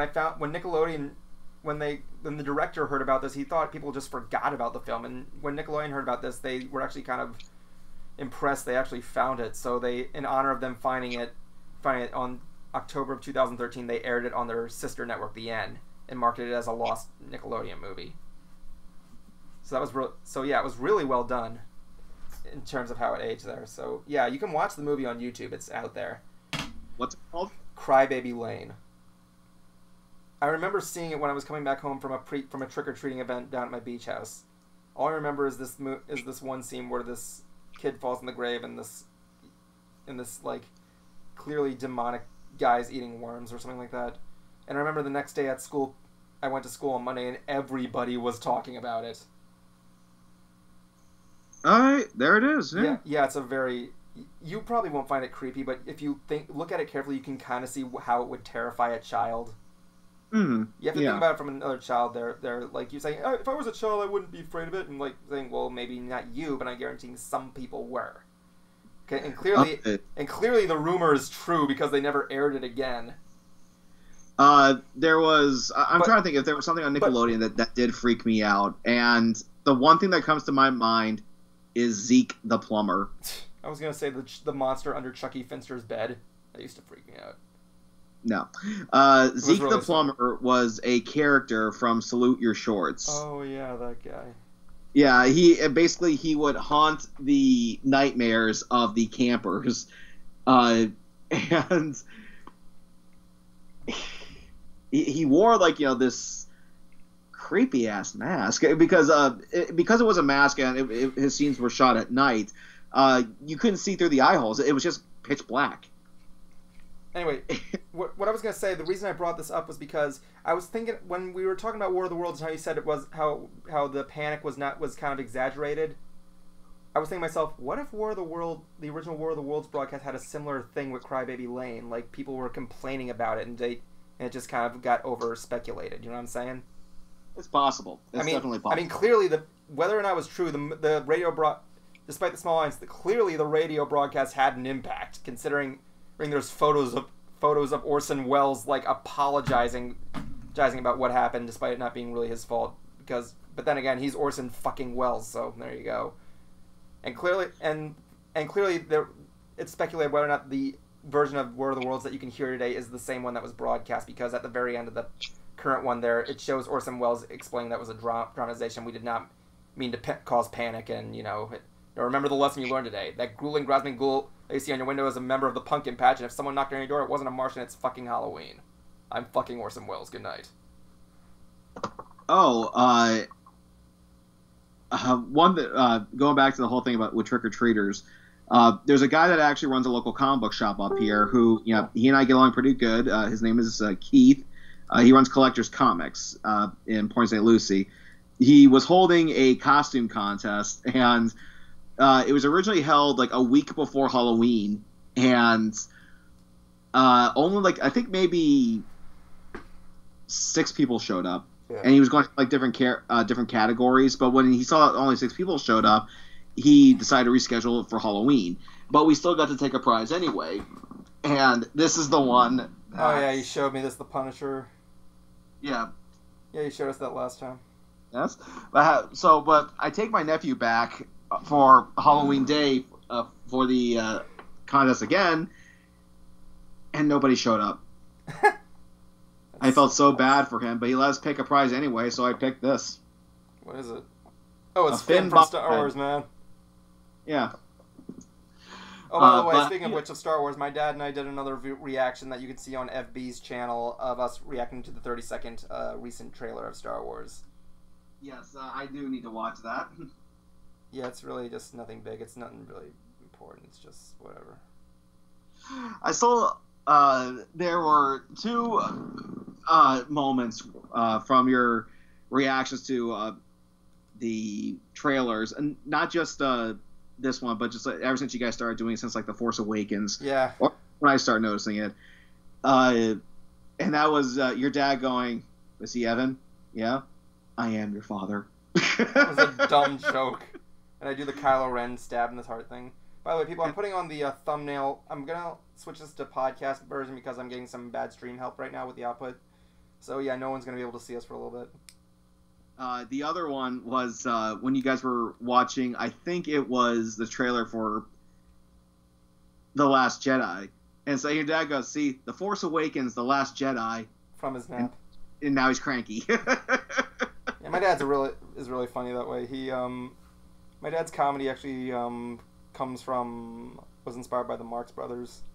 Yeah, he actually told you to quit being a homo. Yeah, but when he says that, he means Homo sapien. That's the joke. That was the joke. It's like, what? And he goes, Homo sapien. Yeah, my dad's just really huge. Remember? Like, he's pretty good at improv, but other than that, it's like, I'm still learning the ropes. Mm-hmm. And, I'm not bad at it. You should see me at work. I actually can do some solid improv to the guests. Like whenever I'm at the podium at the merch thing, I try and entertain the guests. They're like, I look at the guy's shirt and saying, like, this one guy had this shirt with little pineapples all over it. They're like, you know what I'm saying? They're like spots, but they're pineapples. Yeah. And I'm thinking to myself saying, I look at him and saying, I'm starting to see a weird trend here of shirts like this. I just passed a guy who hit home with a shirt covered in baseballs. I'm saying I'm gonna let that joke sink in for about 5 seconds. 5 seconds, he's just laughing. I don't get it. He hit home with a shirt covered in baseballs. Oh, I didn't hear that part. Yeah, I may not be the funniest guy in the world, but at least I try. Well, when we had all those trick or treaters, I was definitely having a lot of fun with them with all the costumes. I had one person come up to me and go, "Okay, so what are you supposed to be? I'm an alien. Like, are you legal?" Oh my god, dude. Is like, "Yes." I don't think so. You're under arrest. Let's go. And I go I see someone else. I go, "Okay, who are you supposed to be?" "I'm a whatever." I go, "We can work with that." There you go. I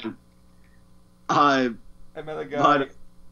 What's that? I was doing Not So Scary Halloween Party for work, right? Mm-hmm. There was a guy there who was. I look at him like, what the hell is this guy? And I walk around saying, okay, look, I'm not going to be working well throughout the night unless I figure out what the hell you're supposed to be. He's like, okay, I want you to look at me carefully. The guy has a light bulb hat on. On his shirt is a buzzing bee in the year 2007.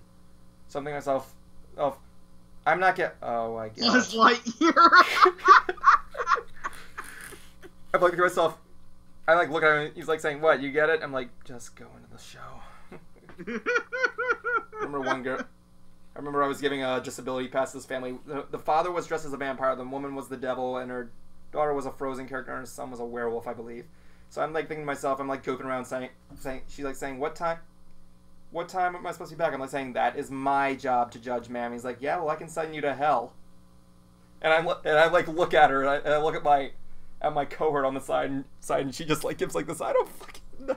No, I'm thinking to myself, fair enough. That's a first. There was one kid who actually came up to me who was dressed like the character Ty from Dino Trucks. I showed you that show on Netflix. Oh yeah.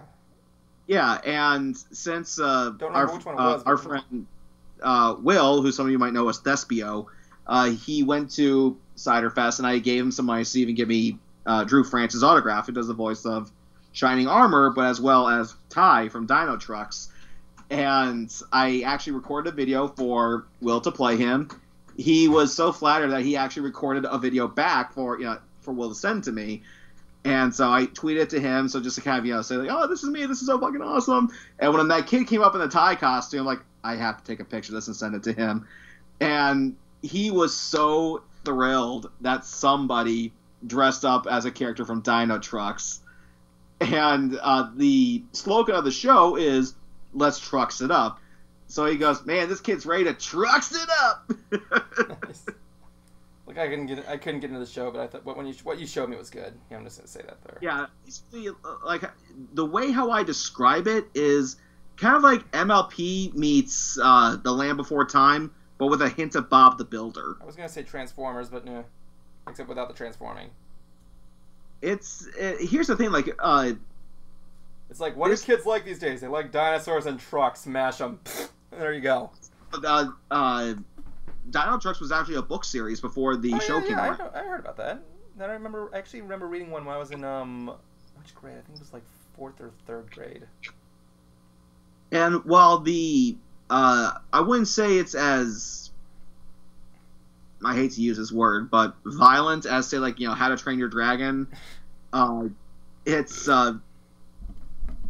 enjoyable to watch. The creativity, the animation, I wouldn't say it's as, it pulls you in as well as MLP, but it just looks incredible. Well, yeah, that's one of the things I find beneficial about the Brony fandom is that you actually look at children's shows a little bit more in depth and everything like that. It's kind of like when you look at something like that the Oogie loves, and then you realize it's actually a big steaming pile of shit that's not teaching the kids anything.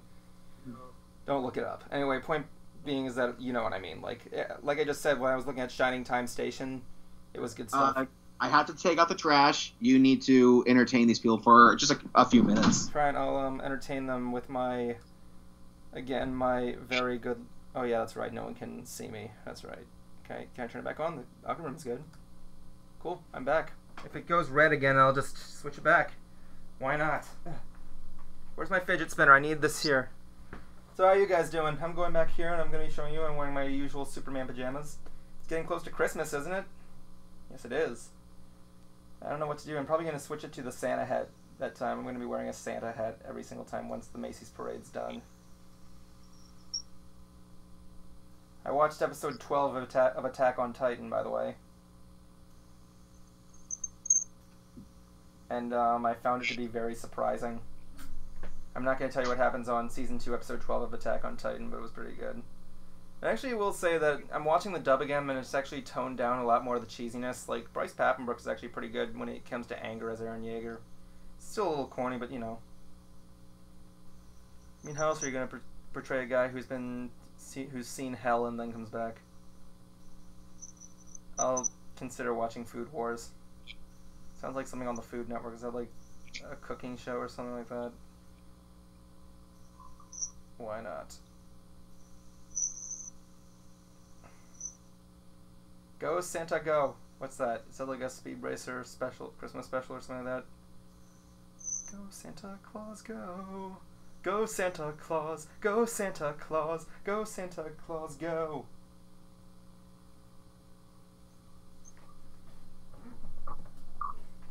Got some Star Wars Cheez-Its. Anyone want any? I'll share it with you guys if you want it.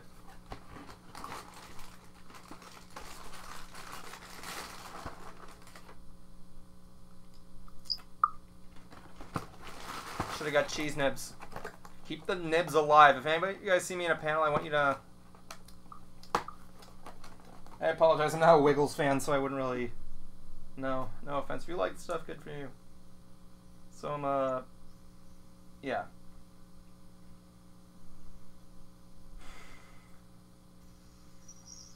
I'm a boring person. What do you expect? I feel like Emilio Diaz just sitting at his desk waiting for something to happen during his streams on Facebook.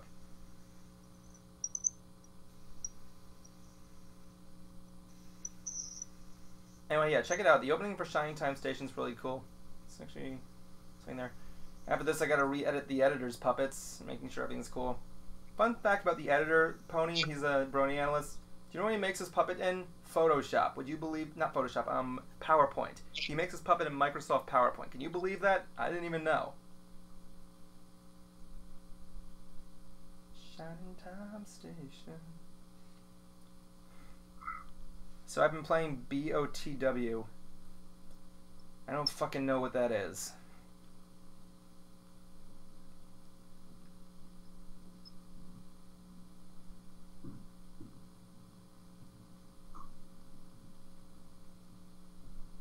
Is it like one of those things that's like bother other toilet werewolves? Is that like the game where we have to bother other teenage werewolves or something like that? I don't know.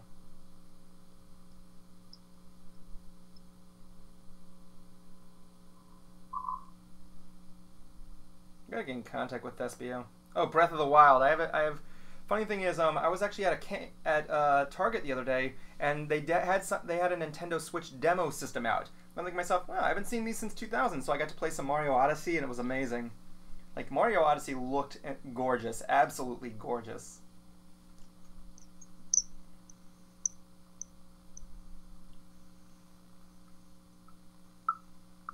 I heard that game's doing really well. I mean, it's a Mario game, 3D Mario platform. What do you expect? Who could message me at this time and hour?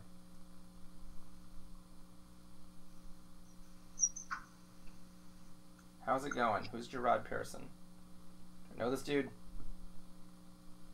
No, I don't. I am back. Do you know a Gerard Peterson? No, I don't. Who is he? I don't know. I'm trying to find that out. I just got a random Facebook message from him. No, Was it set? He's a brony. Does it say that you may have already won $1 million? No. He's a Nigerian royalty. You should know. This guy here says it. You're friends with him on Facebook. I'm gonna say hi to him.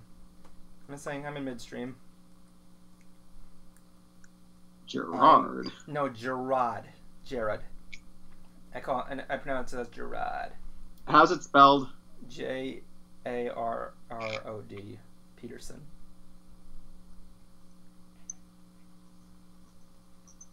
I'm in midstream. And I don't know much about him, but apparently, judging by his profile picture, I'm being spoken to by an entire city. Not even kidding. I'm gonna guess that that this city is Gerard. He's just this dude. This is what he looks like. That's Gerard. Oh! You know what this guy is actually? We met him at the meetup for the movie. Who was he again? Is he the photographer dude? Who was interested in helping with the gala. It's cool. You're on. Yeah, Jarrod Peterson, dude. That's why I didn't recognize it. Hey, fuck you for me saying names in different pronunciation. That's just how I pronounce Gerard. You shouldn't, because it threw me off. Yeah, well, your cat looks like a fish. Anyway, point me. Wayne was looking up. He looks like a fish. That's my sweet kitty. I love my kitty. I was talking to Joey, and he's actually been. Oh, speaking of Joey O, right? Yeah.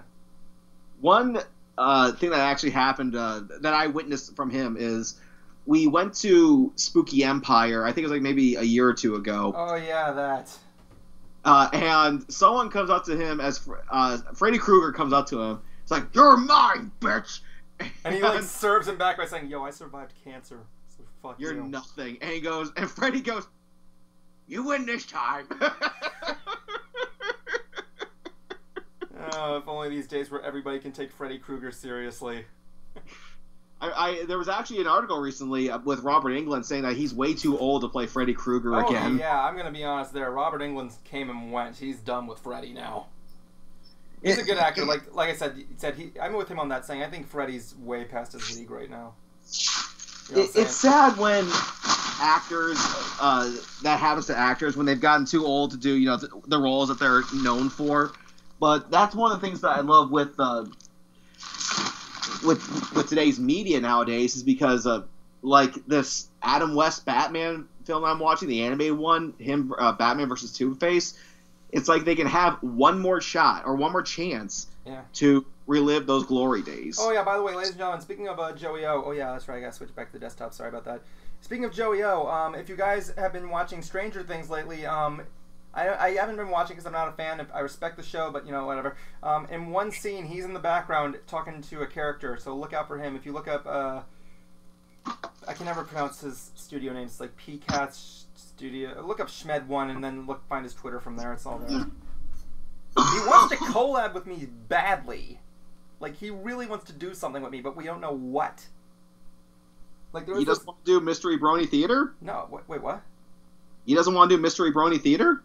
No, he does Pony Meets World. I'm not gonna. He was on Mystery Brony Theater one time. He had a cameo. Yeah, but I don't want. Yeah, but I don't want to like throw him in there. He's got enough to worry about right now with Pony Meets World. He has his series. I have mine. You know what I'm saying? Doesn't mean shit. Well, yeah, I know it doesn't mean shit, but it's kind of like hard to say. Like he's got his series. I got mine. We're happy to help each other when we can. Like. Makes absolutely no sense whatsoever. Well, I don't want. Well, you know, he doesn't. Well, you know, he doesn't want to do Mystery Brony Theater. That's all I can say. He doesn't. He doesn't really have. He's like he was originally going to be asked to audition for when Fed came in or whatever his name was, but he said he was just too busy with his stuff anyway. He's like, yeah, I'm too busy with my work. It's work. I've got stuff to do. That still doesn't. You can't have him be a guest commentator for one episode, dude. I know. No, we were gonna have it, but the concept died. So I'm not even gonna go into it because I don't want to reveal too much. But like one thing I will say is that there was this guy that at Bruce's wedding. It was like the day before, you know, the day I dropped you off at Pandora. We were waiting in the waiting room. This guy runs up to me and Joey and hands us these two papers, and apparently it was a pitch for a thing for an idea he had. It was like a Silent Hill kind of thing.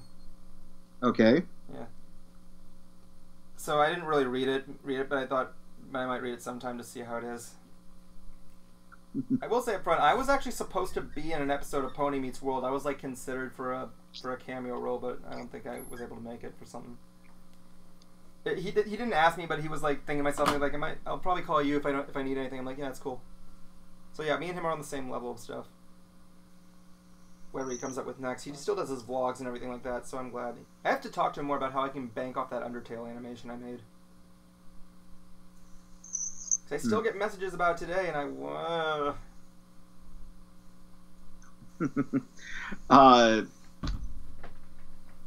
let's see. What do we have coming up here? Well, obviously we got Thanksgiving. That's going to be coming up here soon. I don't have Thanksgiving. I got work. So do I, actually. My parents are going to be enjoying the whole thing with the Thanksgiving dinner, but other than that, it's like whatever. Sorry, I had to get my jar of coconut oil. Are you about to eat it? No, I do I oil pull. Well, because you have a spoon. Okay, here's how it works. I found a way to boost my brushing of the teeth thing. There's this ancient technique that people still use today that's actually been proven to be efficient. Dentists hate it, but it's like proven to help. They hate it because it prevents them from making money, but this actually has been proven to do it. YouTubers do it. It's a thing called oil pulling. You get the way it works is you get like, some people say sunflower oil can do this, but I use organic virgin coconut oil, which has been proved to be more sufficient. What you do is you take a spoonful of coconut oil, right? You put it in your mouth and you swish it around there for about 20 minutes. That's it. And Tamagotchis are back. Who fucking cares? I don't care about Tamagotchi. Tamagotchis are... I mean, this technique I'm using is more ancient than Tamagotchi. Aw, I remember this. Yeah, it was so cute. I remember I had a Tamagotchi once and it shat itself to death. Now, I remember Pro Jared did a video on the Tamagotchi game for the Game Boy. And there was this option, I can't remember what it was called, but basically your Tamagotchi gets shot into space. Oh yeah, leave. It's like no option. And it looks like a sperm, and it's like, oh wow, I just shot a sperm into space. you know what happened to Pro Jared? I do know that he had some house issues. Well, here's the thing. Like, what happened was, I forgot what it was. It was like an asbestos leak or like a bacteria when he was in mid-moving. And his games were fine, but his wife's cosplay video, that was just horrifying to learn. If you guys want to look up Pro Jared's video to see if you can help him with his wife, they had a leak in their apartment or like house or something like that when they were mid-moving, and all this water burst through their ceiling or something like that, and his games were fine. He didn't get that much damage, but the thing was, his wife's cosplay work that she'd been working years and years and years and years on is destroyed. Everything is gone. So yeah, if you want to help support his wife, look up his video and he'll give you the details. You guys like better stuff there. Yeah, like his wife is downright like devastated about it, because I can imagine like hard work on that. Like when the hacking happened, I felt the same way. I am hoping to. Anyway, we're coming down here to the end, but it smells good. I'm hoping that I can go back to Everfree Northwest again next year. They announced Ashley Ball, the voice of Rainbow Dash, who's my personal favorite. Yep. She also does Applejack, as well as Andrea Libman, who everybody knows does Pinkie Pie and Fluttershy. And they also announced two new characters, or the two new guests who voiced some new characters. Bill Newton, who does Bright Mac, Big Mac's dad. He also was the voice of the Shadow Pony in the season 7 finale, and Pharynx, Thorax's brother. Wait, he was the guy who portrayed Cars? What? I fucking am calling him Cars. I don't care what you say. The Pillar Pony, the Shadow Pony that was sung by the Pillar Men. It's a JoJo reference. Yeah, I don't get it. He awakens the Pillar Men, and there's like 3 characters. In the series, they have these things called the Pillar Men that get awoken, and they're all named after bands. Like one's name is Cars, the other one's name is Wham, and the other one's name is AC/DC. So yeah, I'm calling that pony. I said there. Fuck, I don't care what his name is. I'm calling him Cars. So shut. Here in my car. Here in my car. The other one, I can't remember his name. Hopefully my opponent will tell me here soon. But he was the voice of Star Swirl the Bearded. He's going to be there. Oh yeah, what's his face? I forget his name all the time, but I know he was the voice of like Yagami's father. As soon as he said that, I'm like, that voice sounds familiar, and I look up who it is, and I'm like, oh my god. I'm like saying, no, Star Swirl, I do not know you as Star Swirl. I know you as the son of Light Yagami. So shut up. Anyway. Okay, so what? Oh, Cutie Mix, welcome back. We were just talking about stuff. Apparently, he was announcing the guest for Everfree Northwest. I'm eating this coconut oil for my oil pulling later. I'm gonna end it with that. But like, yeah, Cutie Mix, I want you to send me a monetized clip of that Space Ghost parody. I love it. I love it. I love it. Okay, Chris Britton, that's his name, or Brighton, I should say. Yeah, Chris Brighton. He was like Satara Yagami. And seeing how the voice of Bright Mac is going to be there, and Applejack is going to be there. I sent them a tweet saying you guys should get Peter New. That way, Big Mac can be there. We can have ourselves an Apple family reunion. You would choose that there, and then you not choose Felicia Day? Come on, man. If Felicia Day was there, I would probably send you on a fucking mission. You already got her autograph. I'm not gonna tell you to get her autograph, just to give her something. That's all I want. I wanted to print out a picture of that ponified version of her as King of Forrester, and I was gonna tell you to give it to her. Frankly, it depends. I mean, would I like to have her there? Sure, why not? But I can't leave out Big Macintosh. I can't. We choose Big Macintosh over Applejack's hot as hell mom. I'm just saying. Wait, so did you just say that their mother was hot? Yeah, what's her name? Pear Butter? Is that her name? Yeah. Yeah, she looks fucking hot. She looks gorgeous. She looks really nice. Are you sure you're not just thinking of that song? Well, the song was nice, but no, I think she looks beautiful. I think she was a beautifully designed character, honestly. I like the